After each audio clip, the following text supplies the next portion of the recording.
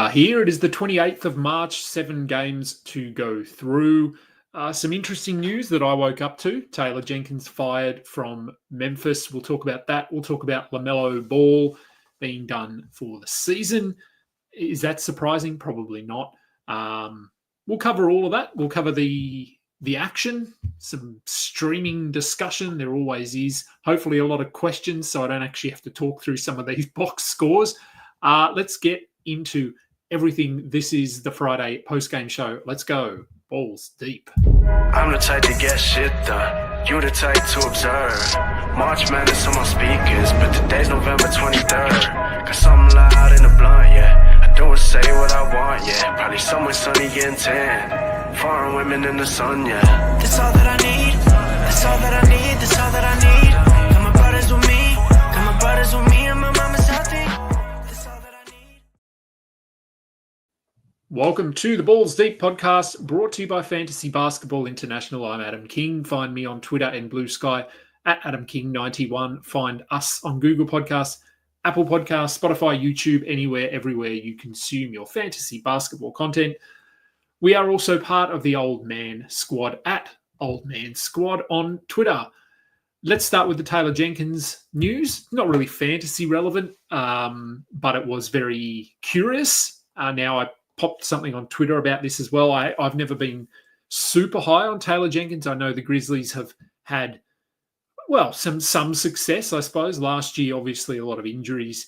The year before that, they were very good. This year, they've been fairly good again. So results don't necessarily reflect the coach all the time. He makes curious decisions, I think. So I am surprised they fired him. My opinions, our opinions as analysts on coaches don't always line up with organizations, and that's fair enough. We all have our own opinion. So while I wasn't the highest on him, it's certainly very intriguing in terms of the timing of this and why it happened. I mean, there's been no indication yet or no word, official sort of release or anything from the team. Something will come surely to outline why this happened. They also fired a couple of assistant coaches, I believe. I guess your mind initially, went to the Ime Udoka situation in Boston when he was fired abruptly because of off-court dramas and issues and things like that. Won't go into details there, but was this something that happened away from the basketball court? Was there just that much, I suppose? I guess, do we call this, is this a phrase in the NBA? It probably is. Basically, had he lost the locker room, I suppose. The Ja Morant has been out for, a significant portion of this season for different reasons. Curiously, he is now questionable tomorrow. So is this related to just the players not having faith in him anymore? There was obviously that incident with Santi Aldama and Desmond Bane a couple of games ago, or the last game, which isn't necessarily uncommon. I mean, playing, everyone's going to have emotions and adrenaline and that sort of thing. So I don't know. It's more of a watch this space. Let's see what happens. Feel like there is more to this story. Whether we will actually get the details, I don't know. But yes, it was curious. So we will see what happens. Games. Let's talk about the games very quickly, and then we'll get into questions. All right, first game of the night. Cleveland, they fall to the Pistons. Very good win for the Pistons. Cleveland were full strength in this one for all intents and purposes. No Ty Jerome, but I mean, he's obviously not having him hurts, but they had their 4 big starters. They had Isaac Okoro as the 5th starter. Donovan Mitchell was good. Garland was fairly good. Very poor game from Evan Mobley. Just a weird one for him. 9 points on 3 of 10 shooting, 6 rebounds, 4 assists, 2 blocks. Counting stats, not terrible. Just, a little bit off offensively. Now, he obviously, let's get rid of the bug. He didn't play the night before. Jared Allen, we talked about him. He probably needs a night off, to be honest. He's played every game thus far, but he probably insists that he plays to try and play every game. He had 8 points, 4 rebounds. So their bigs were just basically played out of this one. With no Ty Jerome, we got a little bit more Craig Porter, Sam Merrill, those guys. But generally speaking, we're not interested in them. DeAndre Hunter is our streaming target. For Detroit, making the win even more impressive, no Tobias Harris, no Cade Cunningham. And guys stepped up, which is what they've been doing all season. Dennis Schroeder had a double-double. Asar Thompson had his best game in probably a month, 18 points, 10 rebounds, 4 blocks, 2 steals. Now, this is simply to do with Tobias Harris. Nothing to do with Cade Cunningham, I don't think, because Cade has now missed 2-3 games. And Asar Thompson really hasn't stepped up in those games. So this was really to do, or more to do, with the fact that Tobias Harris was not there. Tim Hardaway just caught fire, 32 points. Good, congratulations if you had him streamed in tonight for threes. He's certainly going to go a long way to helping you win your playoff matchup if you're in the playoffs. Hopefully everyone is. Malik Beasley also played well, 19 points. So it was just a good team performance. Jalen Duren, 16 and 13, steal and a block. Outplayed both Evan Mobley and Jarrett Allen, which is no mean feat. Isaiah Stewart was serviceable off the bench, and a few extra minutes here, but I think Tobias Harris will be back for the next game, and Cade Cunningham is probably getting closer, so I wouldn't worry too much about those. But look, I think we've determined that when Cade is out, we probably have to roster Schroeder. That's where we're at there. All right, the Charlotte Hornets, they lose to the Toronto Raptors, so good loss for the Hornets. It locks them in that bottom 3 with Washington and Utah. For Toronto, like we've said, they're pretty well locked into where they are now. They're enough ahead of Philly that they're not going to fall back, and they're not close enough to Miami that they're going to jump up. So we'll see what they do with their rotation. For Charlotte, we got word prior to the game that LaMelo Ball is out for the season. Least surprising news of the day, probably another disappointing season, I would say, in terms of games played for LaMelo. I still believe that at least a portion of his absences over the last 3 years have been to do with the fact that Charlotte suck and they have no direction. I was going to say poor coaching, but I don't think it is the coaching. I think it's just they remind me a little bit of my team here in the rugby league competition here, the West Tigers. For any Aussie viewers, I think a lot of it is culture. I think they keep adding some interesting pieces. I mean, on paper, they don't have a terrible team. They've had some injuries, obviously, but I think it's just losing culture is becoming ingrained in Charlotte. They haven't been a good team for so long that they're just accustomed to losing now. And it's hard to dig your way out of quickly, because you get to a position where players aren't wanting to come to Charlotte. Obviously, if you draft someone, they have to come. But in terms of free agents and things like that, it's just not an appealing destination. So it does become really hard. And I feel like Charlotte are in that, just in that really down period at the moment. And it's hard to see them coming out of it anytime soon. Miles Bridges was poor in this one. He had 11 points on 4 of 20 shooting. Mark Williams, look, he was pretty good, 18 and 12, a block, 5 assists, perfect 9 of 9 from the field. Now, they have a back-to-back coming up Sunday, Monday, so be prepared for a missed game there for Mark Williams, if not 2. I don't know. I'm fairly certain they play bad teams as well. They do. They play the Pelicans and the Jazz. So, yeah, I mean, both of those games they want to lose every game. The Jazz are obviously, their Hornets, Jazz are 2 of those 3 teams, so both will really want to lose that one. The Pelicans is sort of, I guess, they do want to lose it, but it's not as crucial. So maybe he plays in the Sunday game and not in the Monday game. But anyway, just keep an eye out. Prepare for missed games. Daquan Jeffries had 15 and 5, 2 assists, 2 steals, 1 block. He's Look, they've got a lot of streaming guys here with all the injuries. KJ Simpson is now on our radar with LaMelo Ball out for the season. 14 points, 3 assists, a steal. None of these numbers are going to blow you away, but at this time of the year, you're just looking for guys that are going to play 25 plus minutes on a regular basis. I think Daquan Jeffries fits that bill. I think KJ Simpson probably does. Nick Smith, maybe. They're probably the guys I'm looking at. Obviously, if Mark Williams sits, we are looking at Yusuf Nurkic and or Musa Diabate, neither of which were rosterable tonight. For Toronto, Jakob Poeltl returned. Emmanuel quickly returned. Like I said, they're pretty locked into their position now. So does that mean they're going to ease off when it comes to resting players? We will see. Jakob Poeltl, he's really hard to drop because he's been playing so well when he's on the court. 24 points, 12 rebounds, 3 assists, 1 block. But he has been playing every second game. So if you picked him up for today or you're holding him, let's see what they do in the next game.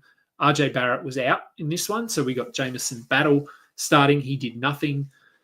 Manuel quickly had 19 and 9. Much like Poeltl, he's been pretty good when he's on the floor, but he's only playing 50% of the games. Let's see what happens. Jamal Shed. Look, is he an ad? I don't think he's an ad, but he's certainly someone we want to consider. I just did the player write-up for him, and he's got decent averages over the last couple of weeks. He's averaging something like 1.5 steals, a couple of threes, double-digit points, 4 to 5 assists. I don't mind him. Orlando Robinson, 5 points, 10 rebounds, 1 steal. If Poeltl is going to continue to rest, I think we look at Robinson. If Poeltl, we sort of determine that he's just going to play out the season now, then Orlando Robinson probably falls back into purely streaming, and that's about it. All right, let's go to the next one. Oh, not with that screen, with this screen. The Clippers, 132 to 100 over Brooklyn. I think they were up by about 40 in the third quarter, I think. So low minutes, don't stress. There's actually very little to take away here other than the fact that Kawhi Leonard was awesome. 31 points, 6 rebounds, 2 assists, 4 steals, 2 blocks. That Brooklyn bump, it continues, doesn't it? Everyone else did what they needed to do in this one. So I'm just going to go straight down to Brooklyn. Forget there. All right, Brooklyn.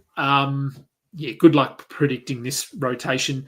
Nick Claxton, 6 and 5, 2 blocks, but only 20 minutes. Their starters were also, they basically didn't play after the start of the third quarter. So again, I'm not reading too much into this. D'Angelo Russell is, what's happened to him? I don't know.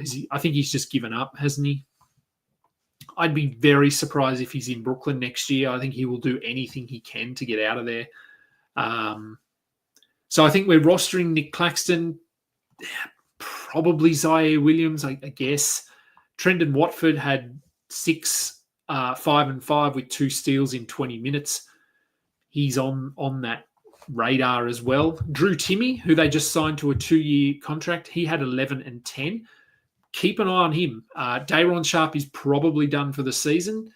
They haven't said that, but I wouldn't be surprised. So if Drew Timme plays as a backup 4-5, he can put up numbers. I think he's coming off a 50-point game in the G League.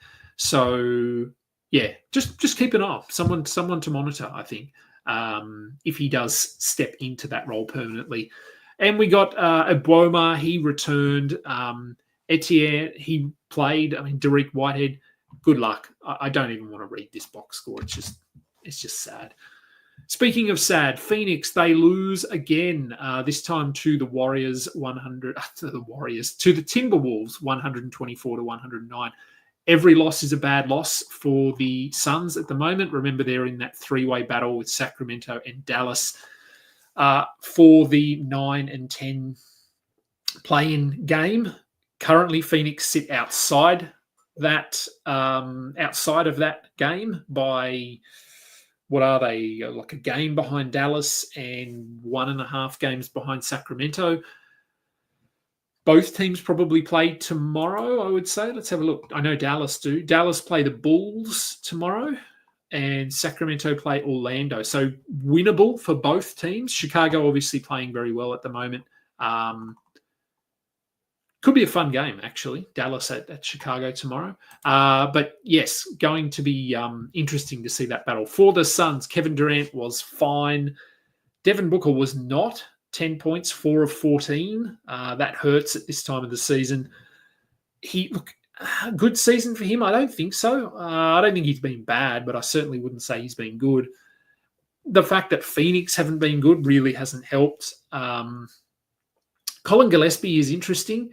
22 points, 10 assists. The scoring is not real. 9 of 11, he's not going to do that. But I think we've determined that he is ahead of Tyus Jones. Bradley Beal will come back at some point and probably slide into that spot unless they shift everyone around and play Colin Gillespie in that Tyus Jones role from earlier in the season. Remains to be seen.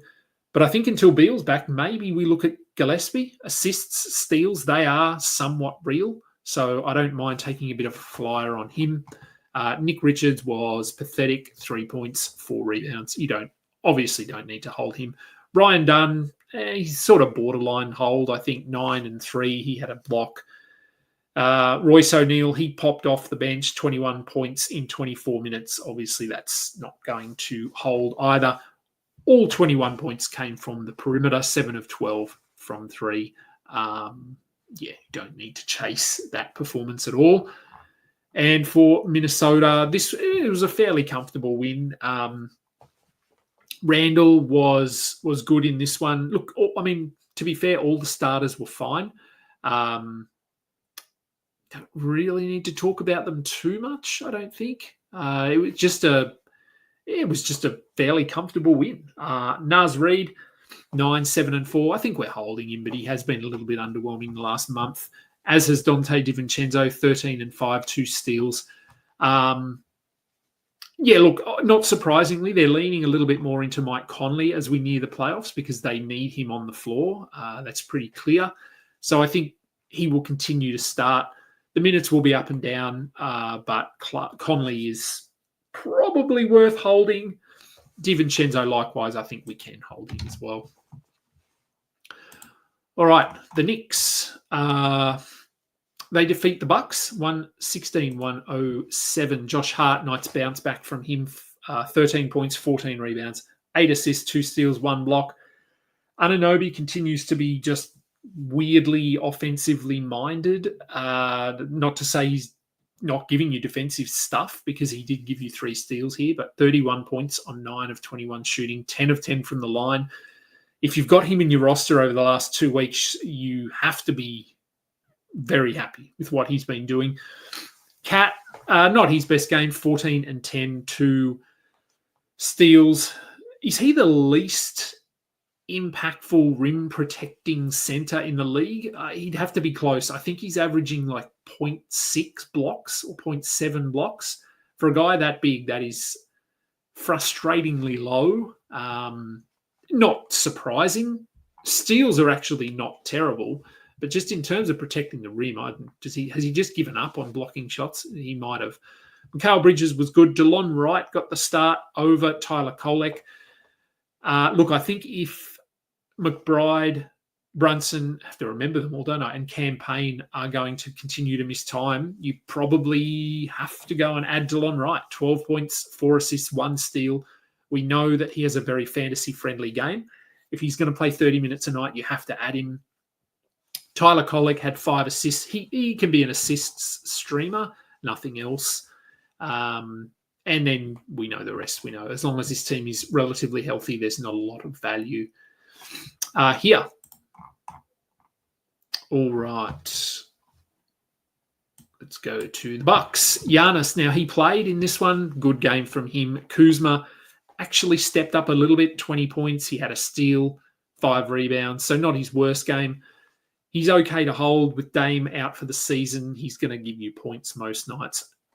Starting point guard discussion. Now, we didn't know if it was going to be Kevin Porter. We didn't know if it was going to be Ryan Rollins. It was Ryan Rollins. 20 points, 4 assists. Would usually get you a steal. If we were guaranteed that Rollins was going to start and play 30 minutes, I would say go and pick him up. But we are not at this point. Kevin Porter only played 14 minutes. I think this is going to be a situation where, look, I wouldn't be surprised if Rollins starts just because he is a point guard. Kevin Porter sort of is, but I think they'll go with Ryan Rollins. But if Porter comes off the bench and hits his first 3 shots, for example, then he probably plays 26 minutes and Ryan Rollins plays 22 minutes or something like that. So I think it'll be a bit of a minutes kind of split based on who's playing well. Who would I prefer? Well, based on this one, I guess it's Ryan Rollins. But don't be surprised if it's Kevin Porter who steps up. Gary Trent, I think we still have to hold him. He had 14 points here, 0 steals. But the minutes, 34 minutes, you're going to get like 3 to 4 3-pointers and generally 1 to 2 steals from him. So I think he's okay to roster. I'd certainly have him over Taurean Prince if that was a discussion that we wanted to have. But we don't want to have it, do we? Golden State, 111. Pelicans, 95. Steph Curry returned, 23 points for him. Draymond Green was a little bit better in this one. Only 6 points, but he had 5 rebounds, 6 assists, 2 steals and a block. So just giving you those counting stats, which is why you're holding him. Jimmy Butler was 18 and 10, fine. Moses Moody had 7 points. Look, I think now that they're getting back to full health, we hold Draymond Green, we hold Steph Curry, we hold Jimmy Butler. We probably hold Jonathan Kuminga. Everyone else is just a streamer. Quinton Post, Buddy Hield, I suppose, if you're desperate. Brandon Pajemski, Moses Moody, I think they've moved off the must-roster radar or must-roster list onto the stream as required list. For the Pelicans, look, again, a little bit like Brooklyn. Hard to know, is Zion out for the season? Fair chance that is the case. CJ McCollum was out for this one. No word that he is going to be out for the season, but he probably sits more than he plays moving forward. Jordan Hawkins had 8 points, poor shooting. Alvarado, 4 assists. Yves Missi has been arguably the most consistent player there over the last couple of weeks. So I think we hold him. Kelly Olynyk, look, the minutes are really nice, 29 of them, 32 for Bruce Brown. That's a Bruce Brown special right there, 18.7 rebounds, 2 steals, 2 blocks. That is a 12-team line, but he could sit the next game. He could play 15 minutes the next game. He could play 30 minutes the next game. So I really don't think you have to hold anyone on this roster. Maybe Yves Missi, maybe Alvarado. Beyond that, I don't think so. Elfrid Payton is someone to watch, obviously. If we get to a point where he is forced into significant minutes, he can get you assists. He got 10 of them in this one. And just keep an eye on the injury report there with Zion and CJ to see if we get any indication of their availability moving forward. Final game of the night, Denver, comfortable win over the Utah Jazz, 129-93 for the Jazz. I think we hold Filipowski at this point, 18 and 13 with 2 steals. There was no Walker Kessler. He was sick. Of course he was. 7 points, 10 rebounds for Oscar Tshiebwe. Is he now on this streaming radar in Utah? I guess so. Obviously, an illness is not something, it's probably not something that's going to rule Kessler out for multiple games, but who knows what the Jazz are going to do here. So just keep an eye on Tshiebwe. He is a good rebounder. Collier had 7 assists in 32 minutes. Colin Sexton, 20 points in his 23 minutes. And Keontae George, 18 points in 35 minutes. All 3 of those guys can be rostered. Sensabaugh is nudging into the discussion, at least, to be rostered. Cody Williams is not. And the Denver Nuggets, everyone healthy here except for Jamal Murray. This may have been just a rest kind of situation for him. Jokic didn't have to do a lot, but still a fantastic line, 27, 14, and 6 with 4 steals. Aaron Gordon, This is the Aaron Gordon we know and love. 6 points, 5 rebounds, 5 assists. We probably roster him just because he's playing decent minutes. Michael Porter, Christian Brown, they were fine. Peyton Watson started in this one. Interestingly, they just went big. 8 points, 5 rebounds, 4 assists, 3 blocks and a steal. He's been very good for defensive stats over the last couple of weeks. So I don't mind just holding him until he has a bad game. Russell Westbrook, 17 points, 7 assists, 3 steals off the bench. Favourable matchup. He's fine to stream. I don't think you have to hold him. And then obviously with Jokic back, we don't need to hold DeAndre Jordan. All right, let's get to questions. Nerdy Nerd. How is my knee? My knee is okay. I had physio today, so it's a little bit sore, a little bit tender, but progressing well. I'm able to do some sort of squat things and up and down stairs a little bit, given it's only been 10 days since I had the surgery. I'm pretty happy with how it's progressing at the moment. So, yeah, fingers crossed it stays positive. No problems at all, Dave. Happy to do a show. I wasn't going to, but I thought it's a Friday, and I know we don't always get other podcasts and things don't always do a Friday recap or a Saturday recap. So I'll probably do one today, probably do one tomorrow as well. Okay, with only one move left this week, who would I add for the back-to-back between Butler, Barnes, and Champagny? Butler. So we're talking Jared Butler. We're talking Harrison Barnes.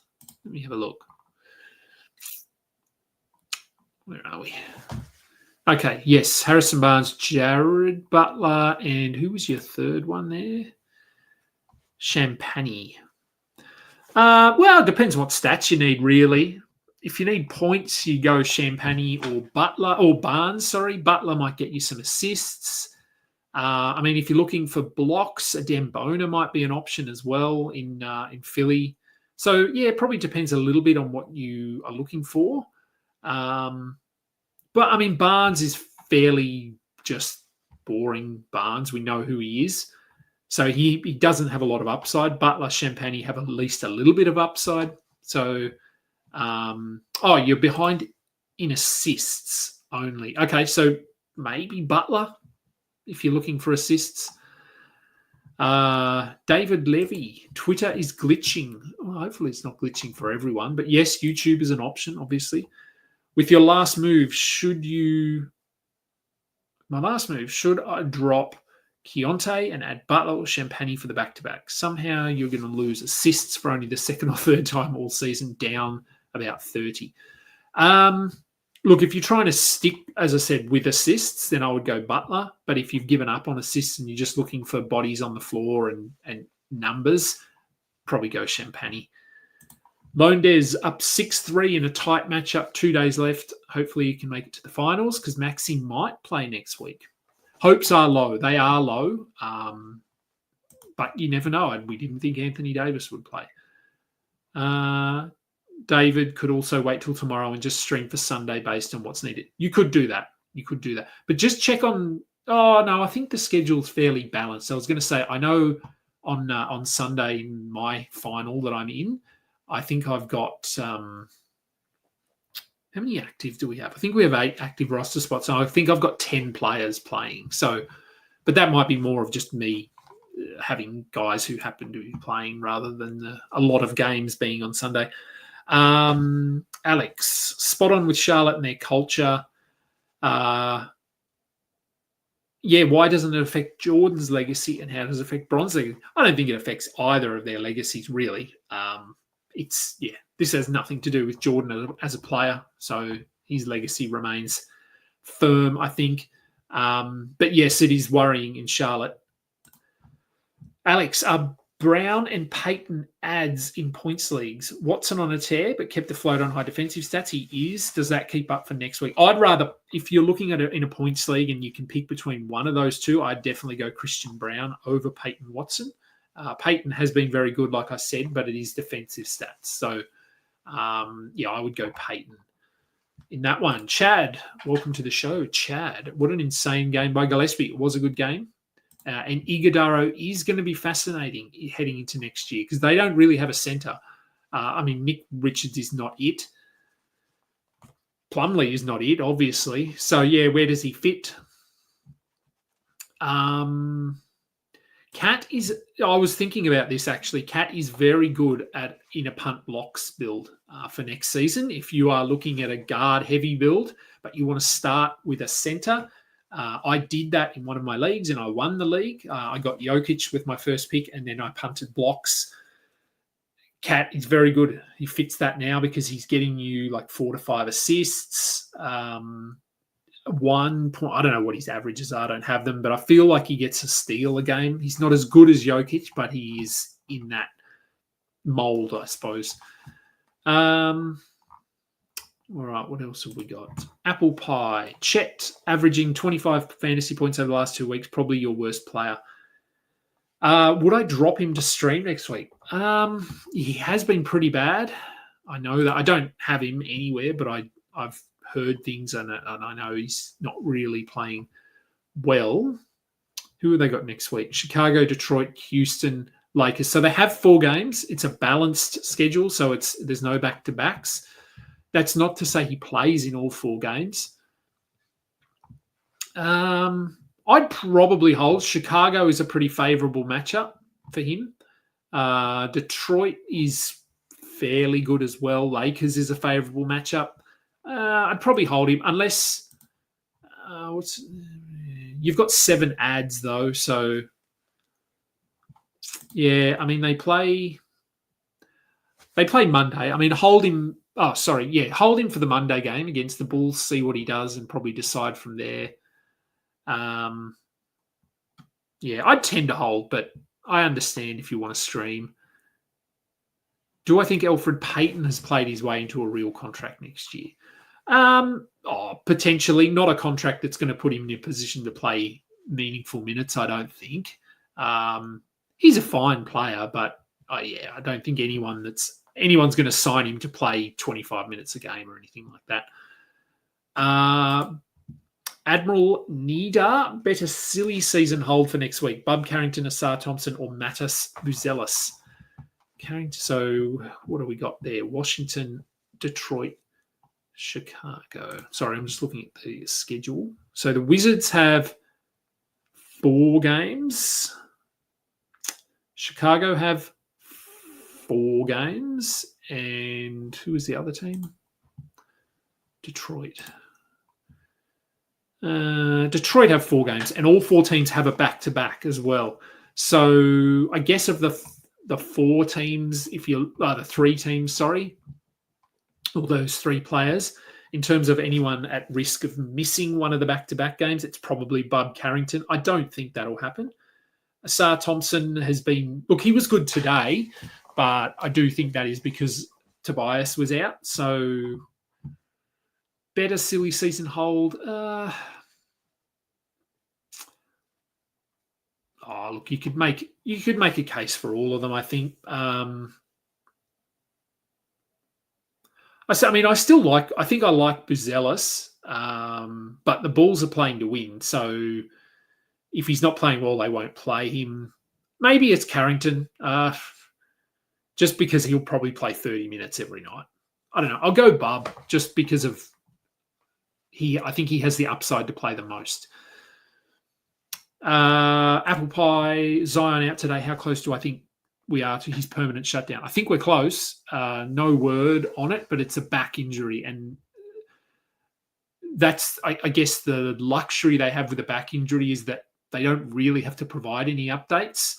If it was an ankle sprain, other than Brandon Ingram, who knows what's going on with his ankle, but usually with an ankle, if you're out for 2 weeks, people start to go, okay, well, what's going on here? With a back, who knows? Mark Williams missed, all of a season. Remember years ago, Evan Fournier got a back injury that cost him like 3 months. So, yeah, back injuries are very broad. So they're not, they can just play this day by day, basically. So, I'm hoping we hear something, but I'm not certain. How much do we trust Bruce Brown for a spot stream? Only 3 games next week. So they play Sunday. They don't then play till Wednesday. So they have, 2 games in the next 1, 2, 3, 4, 5, 6 nights. I probably wouldn't stream him based on that schedule. Who do I think is most likely type of coach for the Grizzlies? Sounds like it was a Ja Morant appeasement. Yeah, look, it does a little bit sound, which I'm surprised. As I said, I'm not that high on Taylor Jenkins, but it's not like Ja Morant has been healthy and playing well and a model citizen for this team. So I am surprised that they're caving to him. I mean, maybe that's not the case, but who do I think is the most likely type of coach? Look, I think it's a role that a lot of coaches would appeal to a lot of coaches. I can't even think off the top of my head who's available. Are they just going to stick with the guy? I can't even think of his name, but the guy that stepped in as he was one of the assistant coaches. He was the head coach, I think, for France at the Olympics, and obviously they played very well there. Do they view him as a long-term coach? I don't know. Is Dan Hurley in play after now the streak is over? Maybe he was in the Lakers discussion, I think, if we remember back, 12 months or whenever it was, turned that down. Maybe they look at him. I don't know. How close do I think Cade is to a return? Look, I think he's probably close-ish. I feel like they're being cautious here. They're winning games without him, so they're just not having to rush him back. So I think if they were in a position where they have to win, they probably would have brought him back in the last game or this one. So I'm hoping it's maybe the next game, the one after.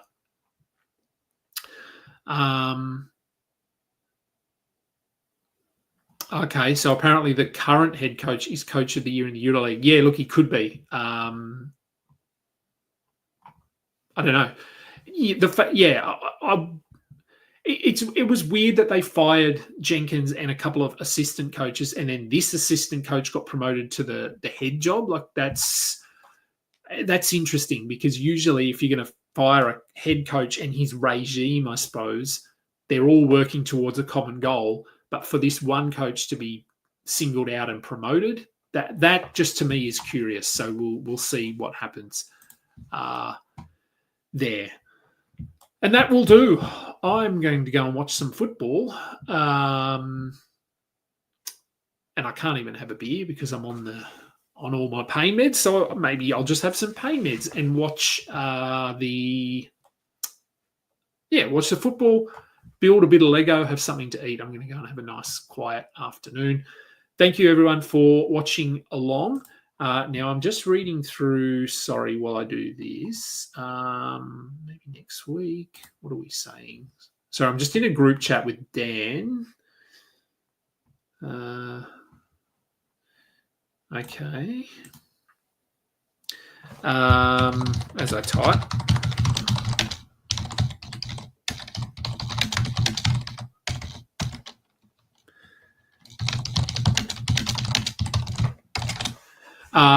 All right.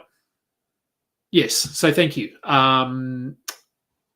Some news coming maybe soonish. Just some small changes that are coming heading into next season, which is exciting.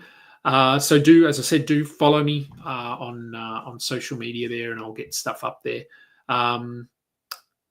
Purdue and Houston still going. Let's give a very brief NCAA update, because I was watching these games. Oh, so Auburn got up over Michigan. Okay, that one was close. I'm going to miss it. I'm going to turn it on here. All right, I am going to get out of here so I can maybe watch the last, maybe overtime in that game. I'll be back tomorrow, fairly certain, with a show. I'm Adam King. This has been the Balls Deep post-game show. Until next time, catch ya. You just listened to another episode from the Fantasy Basketball International Podcast Network. Thanks for joining us. And for more information about joining our community, please check out our website, at fbibasketball.com.